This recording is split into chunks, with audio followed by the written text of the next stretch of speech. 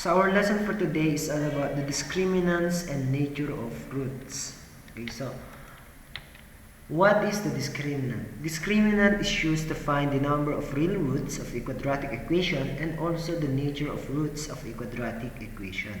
Okay, so when we say discriminant, we are looking for a certain type of solution in our quadratic equation. Ibig sabihin nun, yung discriminant is hinahanap natin kung anong klaseng solution ba yung meron sa ating quadratic equation.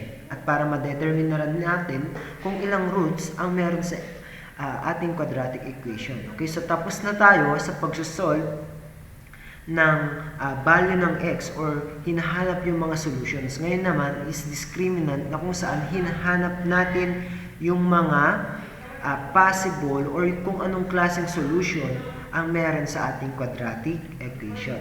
Okay? So the discriminant is part of the quadratic formula underneath the square root symbol. Okay, so x equals to negative b plus or minus square root of b squared minus 4ac over 2a.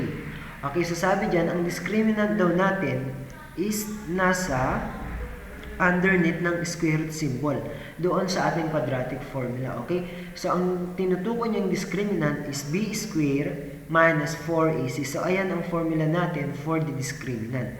D equals to b squared minus 4ac. Okay?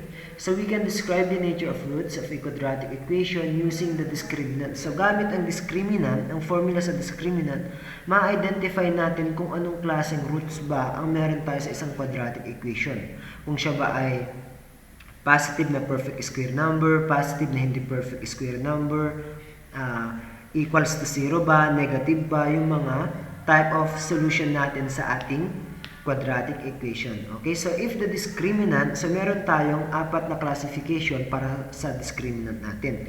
If the discriminant is positive and a perfect square, therefore, the roots are real numbers, rational, and not equal. Okay, so take note that if positive, kung ang value na nakuha natin sa discriminant ay positive, at isang perfect square number. Therefore, ang roots natin ay real numbers, rational, and not equal.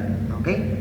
Next, if the discriminant is positive but not a perfect square, therefore, the roots are real numbers, irrational, and not equal. Okay? So, kung mapapansin nyo, ang pagkakaiba ng dalawa, kapag siya ay perfect square, yung rational, meron siyang pagkakaiba. Kapag perfect square, siya ay rational. Pero kapag not a perfect square, siya ay irrational. Okay, so yan po yung pagkakaiba ng positive sa perfect square at sa positive na hindi perfect square. Okay? Next, if the discriminant is 0, b squared minus 4ac equals to 0, the roots are real numbers, rational, and equal. Kasi equals to 0, ibig sabihin nun, equal na yung ating klase ng yung types ng solution natin para sa ating quadratic equation. Okay?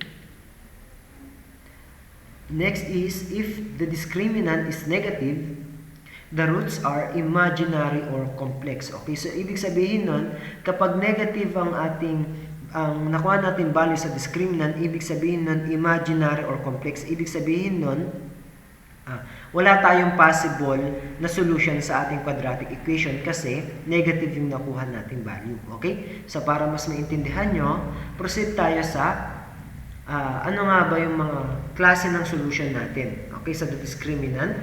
So kapag one solution, take note na kapag one solution, ito yung illustration natin. Okay? Ito yung illustration natin kapag one solution. At kapag one solution, siya ay equals to 0. Kung ang value na nakuha mo sa discriminant ay 0, ibig sabihin nun, ganito yung illustration ng graph. Okay? Ang vertex niyan ay 0, 0. Kaya 0 yung value ng discriminant. Next naman, itong two solution, meron tayong dalawang kina-consider na answer. Okay? If the discriminant is positive but not a perfect square, and if the discriminant is positive but a perfect square. Okay? So, meron tayong dalawang possible solution. Mag-a-across siya sa ating x-axis. And kapag negative naman, yung nakuha nating value ng discriminant, ibig sabihin nun, wala tayong possible solution sa ating equation. Ibig sabihin nun, hindi niya matatouch yung ating x-axis. Okay, so ayan yung illustration ng no solution one solution at two solution. Okay? So, let's have example number 1. Determine the nature of roots of each equation. So, i-determine natin kung ano nga ba yung nature of roots natin. Okay? So, example number 1, 3x squared minus 7x minus 6 equals to 0. Okay, so step number 1 is write the equation in the standard form ax squared plus bx plus c equals to 0. Okay, so since ang ating equation ay naka-standard form, meron tayong quadratic term, linear term, at constant term. Okay, next step is identify the value of a, b, and c. Okay, so ang value ng a natin, yung leading term, or yung leading coefficient natin ay equals to 3. Yan yung value ng a natin. Ang b naman natin ay negative 7 kasi minus yung operation, therefore, magiging negative yung number natin. Okay? C equals to negative 6. Paano siya naging negative 6? Kasi ang operation ay minus, therefore, magiging negative c 6. So, ayan yung value ng a, b, and c. Okay? Next step naman is kinakailangan nating i-substitute yung mga given sa ating discriminant, yung formula para sa pagkuha ng discriminant. Okay, so d equals to b squared minus 4ac. So, isa-substitute lang natin d equals to the value of b, which is negative 7 squared minus 4 times 3, yung value ng a natin, at yung value ng c ay negative 6. Next, negative 7 squared, the answer is positive 49, minus 4 times 3, the answer is 12. 12 times negative 6, the answer is negative 72. Okay, so kung papansin ninyo, magkasunod si minus at si negative. Therefore, anong gagawin natin?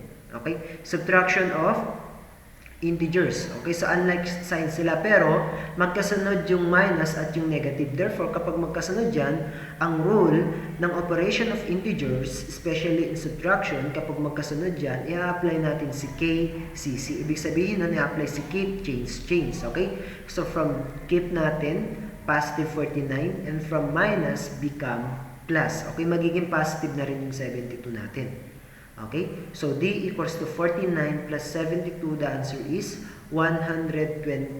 Okay, so since d is a perfect square number, the roots of 3x squared minus 7x minus 6 equals to 0 are, so ang roots natin ay real numbers or real, rational kasi siya ay perfect square number at unequal or not equal. Okay, so next example number 2. 3x squared equals to negative 2x minus 5. Okay, so step number 1 is write the equation in the standard form ax squared plus bx plus c equals to 0. Okay, so kung papansin niyo, ang ating equation ay hindi naka-standard form. Kasi yung linear term at yung constant term ay nasa right side ng ating equation. Therefore, para maging standard form siya, kinakailangan nating i-transpose sa left side ng equation natin. Okay, so from negative and minus become plus and plus, okay? Plus or positive, okay? So, take note na kapag magta-transpose kayo, palagi pa rin mauuna yung quadratic term natin, yung x na may square, okay? And then, huwag kakalimutang maglagay ng 0. Kasi kapag wala yung 0, ibig sabihin nun, hindi siya quadratic equation. Siya ay quadratic expression, okay? Quadratic trinomial expression, okay? So, we have now the new equation here, 3x squared plus 2x plus 5 equals to 0. Identify the value of a, b, and c. Okay, so since naka-plus naman lahat, plus, ibig sabihin nun, ang value ng a natin dito ay a equals to positive 3, b equals to positive 2 kasi plus, and c equals to positive 5 kasi plus. Okay, so next, so substitute lang natin yung mga given doon sa ating discriminant formula. Okay, so d equals to b squared minus 4ac. D equals to, yung value ng b natin ay 2, then square, minus 4 quantity 3, kasi yung value ng a natin ay 3, at yung value ng c ay 5. Next, 2 square, the answer is 4. Okay, minus 4 times 3, the answer is 12, times 5, the answer is 60. Okay, so 4 minus 60, the answer is negative 56. Okay, so since d equals to negative 56, the roots of 3x squared plus 2x plus 5 equals to 0 are imaginary and complex. Or imaginary or complex. Okay? So, ibig sabihin yan, wala tayong solution para sa ating quadratic equation kasi negative yung value na nakuha natin. Okay? So, next example tayo. Example number 3. 5x squared minus x minus 2 equals to 0. So, step number 1 is write the equation in standard form ax squared plus bx plus c equals to 0. Okay? So, since naka-standard form na ang ating equation, ang next step natin is identify the value of a, b, and c. Okay? Ang value ng a natin dito ay 5 kasi siya yung leading coefficient, 5. Ang value ng b natin ay negative 1. Okay?